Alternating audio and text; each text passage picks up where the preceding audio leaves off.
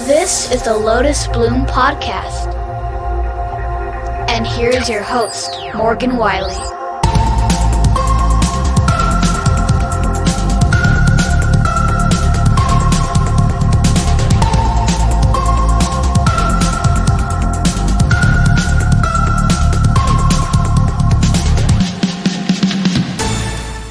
Welcome to another episode of the Lotus Bloom Podcast. I'm your host, Morgan Wylie, and this is the segment, It's Time to Write. I'm sharing with you my process of writing a new book from beginning to end, where I can show you some tips and tricks and things I've learned along the way and fun aspects of writing that not everyone gets to see. I'm also excited to bring on some author friends of mine who are going to share parts of their processes as well. So I hope you enjoy. It's time to write. In today's episode, we are talking about world building, and this is one of my favorite parts of writing, and it's also one of those early building blocks that you would do at the beginning of a series before you write. Once again, since I'm working on book 5, I have already created the world of Elandria and done all of those steps and included all of the things that really are necessary for world building. I love this process. I love the creating of the world and the lands and the territories and the people and the characters and the races and all of the different things that are included, especially in fantasy, because you get to create all of it. And while you can still world build with a contemporary novel or something that might take place in our everyday world, it's not quite as extensive as with a fantasy or even a paranormal for that matter. But this is my favorite part and I love it. And while I'm going to get into it, today I have invited guest author S.F. Benson to share how she world builds. And we actually have quite a few similarities in what we do. So I'm excited for you to hear her process. S.F. Benson is the author of the Spellcaster Diaries, the Another Falls Creek romance novels, and so many more. She is a paranormal romance writer, and she also writes under the pen name Nadira Fox. Originally, S.F. Benson created this episode on video because she has maps and things that she wanted to share with you. And because we are audio, I encouraged her to put it on YouTube. So at the end of the show, I will mention the links to that. So if you are interested, you can go see her maps and how she world builds. So for now, let's get world building. Take it away, S.F. Benson. Hi, I'm S.F. Benson, and I'm going to talk to you about world building. First off, you may ask, what exactly is world building?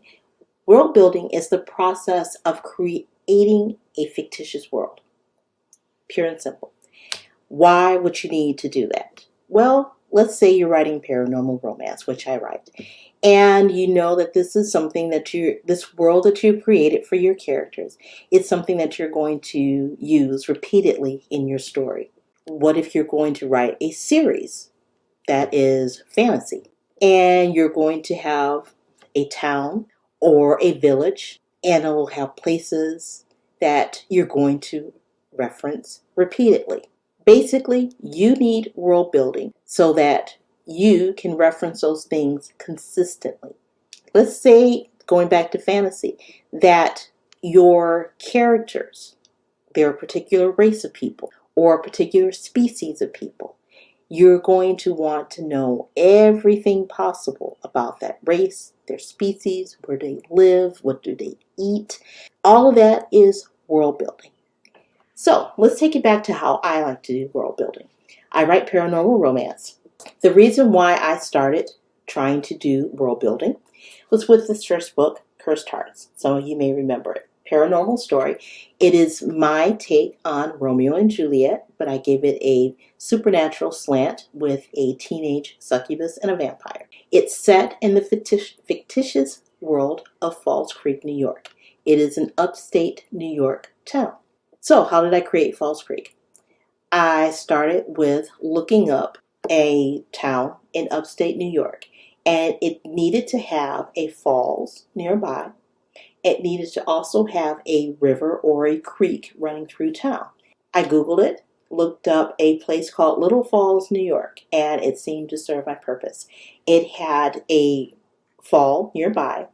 It had an island near that fall and a river called the Mohawk River that ran through town. My first step was to create a map, which is my first step whenever I'm creating a world. I want something that I can reference, a visual reference. So what I did was trace out the boundaries, the shape of Little Falls, New York, and uploaded that to Photoshop so that I could start adding icons, changing names. And this is the map that I reference on a regular basis whenever I'm writing a book based on Falls Creek or in Falls Creek. I've had a few that are spin-offs. It's like the last book in the Falls Creek series, another Falls Creek romance. And I wrote Inception, which is a book that spun off of Falls Creek. Although it's set in New Orleans, book 2 in this series will definitely be in New Orleans, but it mentions New Orleans here. But there are places around town that are referenced in this book. Once again, I'm referencing people, I'm referencing places from Falls Creek. So I can do that, and I can do it convincingly and believably for readers because I created my world. So what else did I do when I created my world? Well, when I created my world, I created places, icons, things that I wanted people to remember. I made billboards for products. So I can have my own product placement because I created the world for it. And vampires, what do they drink? When they drink bottled blood, they drink Crimson Ridge blood. So I have billboards all around town mentioning Crimson Ridge. I even have locations of houses, tree line. You also get different areas around town, all the different streets. All of that is in my map, which, like I said, that is my first step in world building, is just creating the map. The second step, of course, is adding all those little icons, figuring out, well, what do I want to call things? If there's going to be a diner, what is it called? Where is it listed? Eventually, I put all these things together into one folder or binder, and it becomes the Bible for that. With Falls Creek, I have a town history. And because that history never changes, it's inside the Bible so that I can reference it. And it really came in handy when I was writing Inception because that history, the history of Falls Creek, is part of Ellsworth's history. So that helped. Another thing that really helps in world building, like I said, locations. I have a sheet with all of the locations that I have mentioned in the books. I also mentioned what their purpose, what does it serve? Is it a coffee house? Is it an entertainment venue? And then I have the books that's mentioned in. So if I need to, say, remember how the interior of something looks, I can easily pick up the book, find where it is. Eventually, I'm going to put those interior descriptions on a sheet so that I can stick that in the Bible because that keeps me from having to go back and forth to the books. I also have a character sheet, and this is pretty detailed. It goes for each and every character that has been mentioned in the books. So you get the character name, you get the type of species it is. Could be a shifter, could be human, could be a witch, a vampire, whatever. What role they played in the story. Is the character dead or alive? I don't want to put any dead characters in books unless they're supposed to be dead. The first time that they're mentioned, I have them in the books that they mention. And then I have, if it's a minor character, if they receive their own full story, that's helpful so I can just keep track of all the different characters. World building is also helpful outside of writing paranormal romance. Under Nadira Fox, I've recently published a superhero / dark vigilante thriller. I had to create an entire world for that because I didn't want it to be someplace where people go, oh yeah, I know where that is. I can't possibly be there. Think of DC Comics. DC Comics is wonderful at doing this. They have their, you get Gotham, you have Capital City, you have National City. They come up with their own little cities. You might think you know where that city is, but everything in it is fictional. And so that's what I did with Justice from the Shadows. Once again, we have a very detailed map. And this map is so detailed that I did a just outline so that I could see the town boundaries. The name of the city is Liberty City. There is a city center. There's a business district, a downtown area. All of these places are mentioned in Justice, but I want to make sure that I can always reference those cities. And so once again, it's world building. I needed to create an exact image for readers so that they would know when my characters are going into city center, what's in city center. City center is the center or the focus of the government for Justice. Shadeland is a neighborhood in Liberty City, and I needed to know what it looked like. Where is it located? What kind of buildings will you find there? What businesses are located there? The warehouse district. Where's the airport? Well, it's near the warehouse district. And all of these things, it's easier for me when I do world building. You may also find that it's easier. It helps you keep track of everything. Yes, I use a binder. I use a notebook to jot down these things, but having it on a map, something that I can constantly reference and go back to, makes it so much easier, especially if you write down your details, what these things look like. For instance, there is a restaurant, well, two different restaurants that I mentioned. One is called Colossal Burger.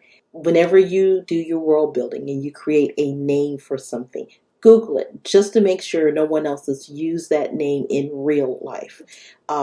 It saves headaches later on. Legal headaches too. There's the Colossal Burger. There's the coffee bar, the egg and smear. World building details, I go down to the minute detail. So for the egg and smear, I have a menu. I have a logo character that goes on a bag for that, so that when I mention it, you can actually picture. There's a place called the Lucky Lady. That is the casino. Every single place that I have mentioned goes on the map. In wrapping this up, world building, the process of creating your fictional world for your novel. You want to do research. You want to create a map for your city, your locale, wherever this is going to be at. Create your map. Put the places that you mention in your story on that map so you always know where they're located. If it's going to be a series, whether it's going to be a trilogy, a duet, a 10-book series, you want to create a Bible of that world so that you know you have a spot where the map is, what the locations are, why are you using them, what are their purpose, what do they look like, what book or books they're mentioned in. You want character sheets so that you know who the characters are, what book they appeared in, what their roles are. You want a history of that town. You're not going to info dump and place all that history in a story, but from time to time, you may find that you need to know that information.